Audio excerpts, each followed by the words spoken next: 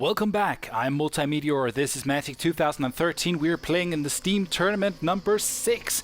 It's round 2. It's match 2. I'm leading 1-0.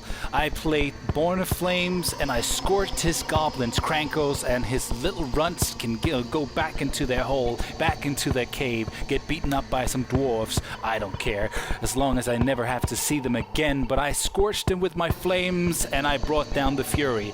So in this match, I'll be playing Sepulchral Strength against his Sepulchral Strength, because both of us chose that as our secondary, perhaps primary, deck. Both of us thought it was a pretty good deck. How does the mirror match up? Well, we'll just have to see. Now, won't we? Enjoy! Okay, back for match 2. I switched up my deck because I had a feeling, and I have to mull down. I'm thinking, well, this will have to do. But it's not a great starting hand. I don't have any answers. I only have one board wipe. Don't have any specific removal or direct removal. Anyways, I decide to change decks because I'm thinking that he might do so as well. Plus, it gives me an option to open up the game a little bit instead of just playing the same deck and have him solidify his strategies. And plus, since I'm one up, I can afford to play around a little bit. If I was one down, or if this was match 3, I wouldn't go ahead and experiment with decks unless I was absolutely lost in the matchup. If it was an unwinnable matchup. Anyways, I had a feeling that he was playing Sepulchral Strength. We all knew what everyone was playing from the get-go, but let's see. Oh yeah, he's just reading my card, I think. Well, I don't know what he's doing actually. Oh, I think he told me later on that he made a mistake by, but that was previous turn. He wanted to crack that first, I think he wanted to crack that first, or that second Evolving Wild, and get a forest, but it didn't quite work out the way that he wanted it to. By the way, there was not much, we didn't have a lot of connection problems, even though we're on 2 different continents, so that was good. Here he drops the Oracle of Moldiah, which is really going to set the pace for him because he's now able to completely control the pace.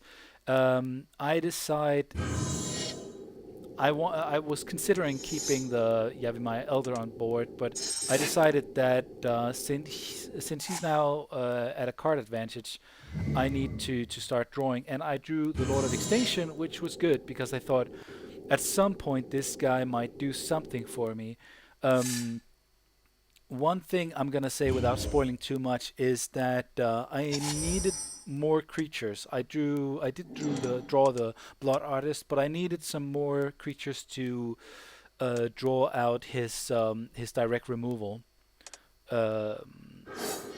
But I decided to drop the Blood Artist so I have something down and keep everything else in hand. Just take it slow. I mean, Blood Artist will get me at least 1 point of life at some point. So yeah, let's see.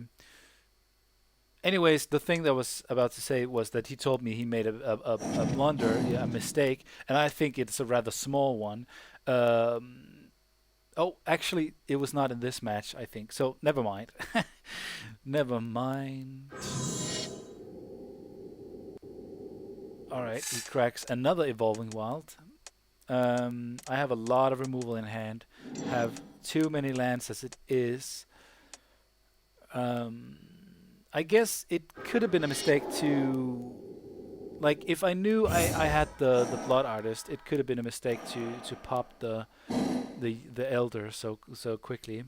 But yeah, I decided to just let him swing in, and I'm contemplating whether or not I should drop the Lord of Extinction, but then I'm thinking no, because he's just gonna remove it. Then I'm thinking Troll Ascetic, and somebody said that the Troll Ascetic doesn't belong in this build, but it certainly belongs in this matchup because you have a lot of direct removal, and if nothing else, it gives me a blocker, and it gives me an extra point of damage that I can do with my Blood Artist. So that's, to begin with, pretty good. And he's gonna swing in with he's gonna be swinging in with his big stupid 4/4 worm. Go for the throat. Goodbye. All right. So my plan didn't work because I was gonna wipe the board and take advantage of that, but nope. So I decided to hold on a little bit longer. He's not gonna swing in with this Oracle, obviously, because it's a card drawing machine over there. At least it gets him to very, very high land drop early on. You see, there's no problem with the connection. I get to regenerate my troll fairly easily. I don't have to wait. There's not too much latency in that regard. And he drops a Pelaka Worm. The Pelaka Worm, which certainly sets the tone for the game right here. But I draw another Blood Artist, and I decide to use it as part of a strategy here. Since I can't regenerate the troll with Damnation, I decide just to use Damnation here. Pernicious Deed is going to be too expensive, it's going to be too slow, so I'll save it for later. Plus, he probably had a bunch of things invested in...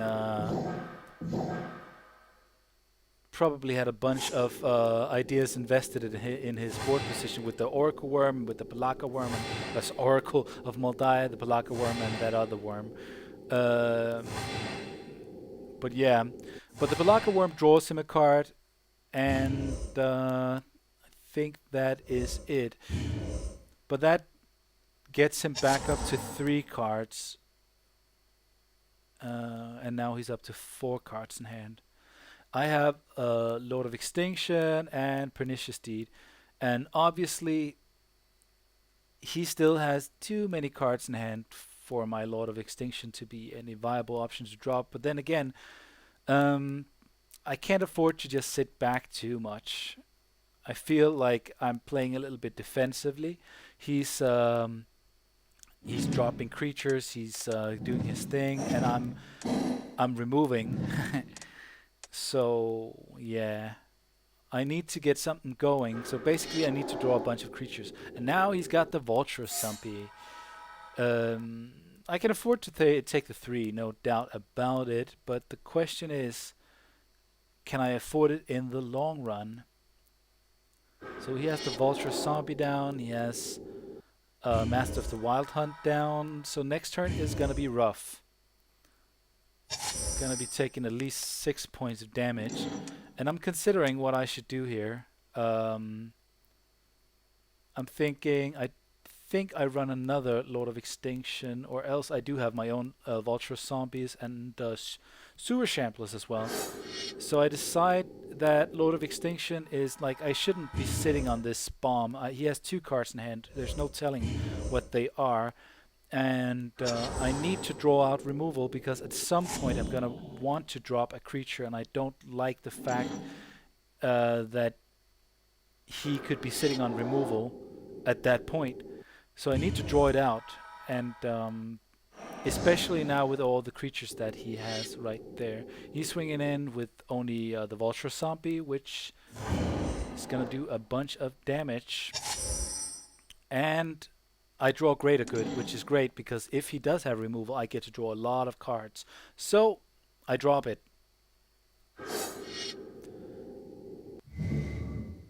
And here comes the kicker. He goes for the throats, my Lord of Extinction, and I get no play out of my Greater Good. So I can't drop Pernicious Deed, or I can, but if he can remove it, then it's of no use to me, and he will keep his Vulture Zombie and his Master of the Wild Hunt.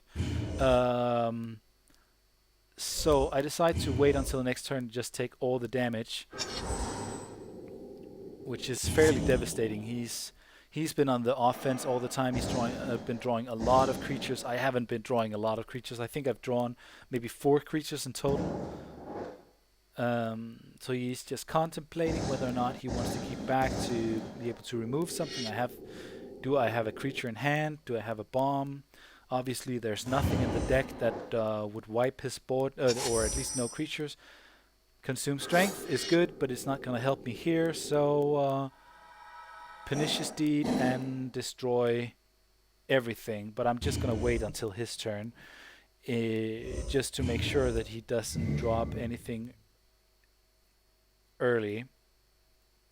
Huh. What is he contemplating here? Oh, yeah, he's popping his Yavimaya's Elder just to make sure that he gets the land. Or the card, of course. And still has the mana next turn to play whatever he wants. So, yep. He knows he's going to lose everything, so he's not going to play anything now. That's the only thing that's bad about Pernicious Deed, is that a good player will play around the fact that there's, or play with the fact that there's 2 main steps and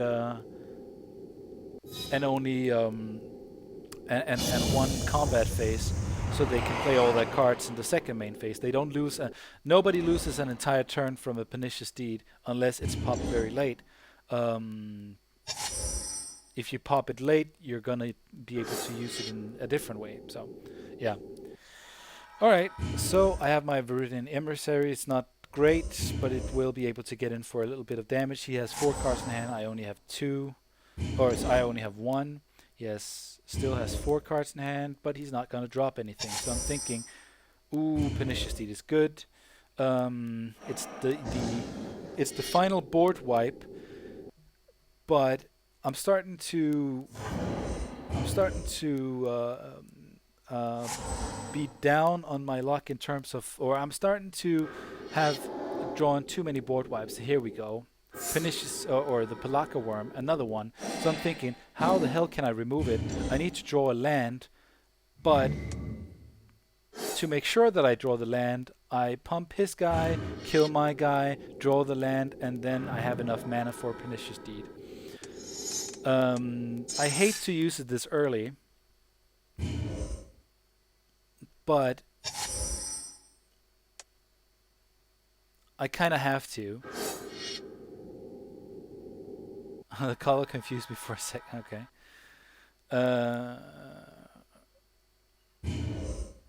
Anyways, now I have enough for my Pernicious Deed, and he is in the same situation again. He can't use his main phase 1 unless he wants to lose whatever he's dropping. So he decides to swing it, obviously.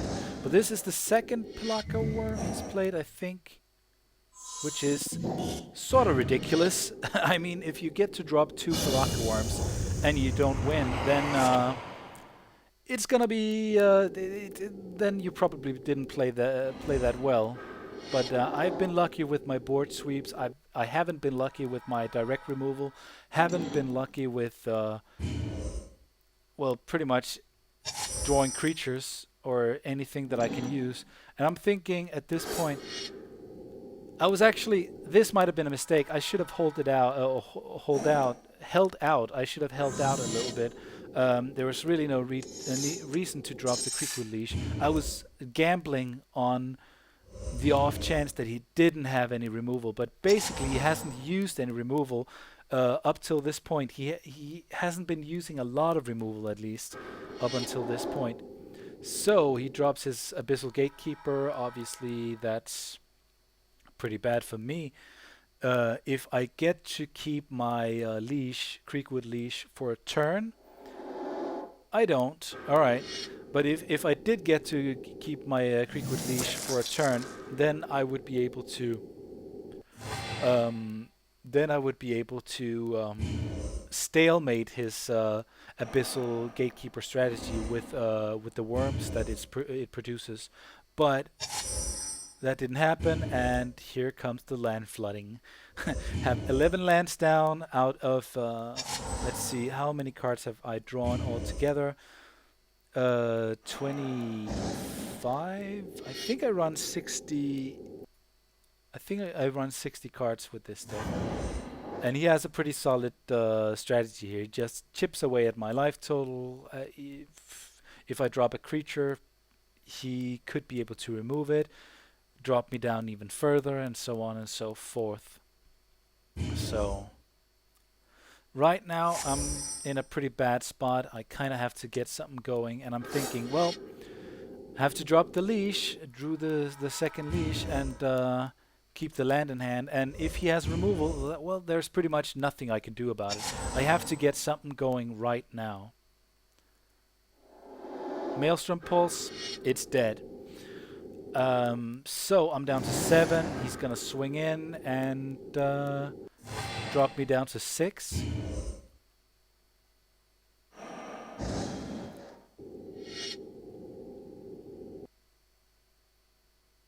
Yep.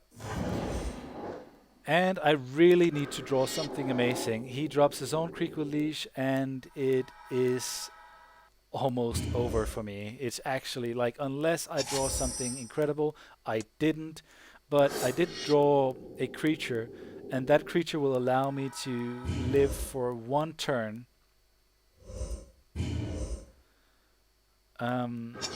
He decides to swing in with everything, and I think I make a bit of a mistake, maybe not, but it's not gonna make a big difference because I think I've exhausted all my board wipe options, and unless I do something really, like something that I didn't even realize that I had in the deck, um, I think it's gonna be over with. He's swinging in with everything like he should, and of course I choose to block the guy that pumps everything else. Could have destroyed his 2/2 sack a guy, but that's gonna be helpful 1 turn, but it's not gonna be more helpful than this. So yeah. The thing that I could have done instead was to sack my guy. I wouldn't take the 1 extra damage. I would draw a card, but I would have to draw something amazing that would both give me life and and wipe his board, more or less. That obviously didn't happen. I don't know. I think I do run a Pelaka worm. I'm not entirely sure. That could perhaps have saved my ass, but not if he had any kind of removal in hand. So the second match, or the second game, goes to my opponent, Cracking Portraits, or Portets, or as he goes by on the Wizards community forum, DryBones23. So yeah, thanks for watching. I'll see you in game 3.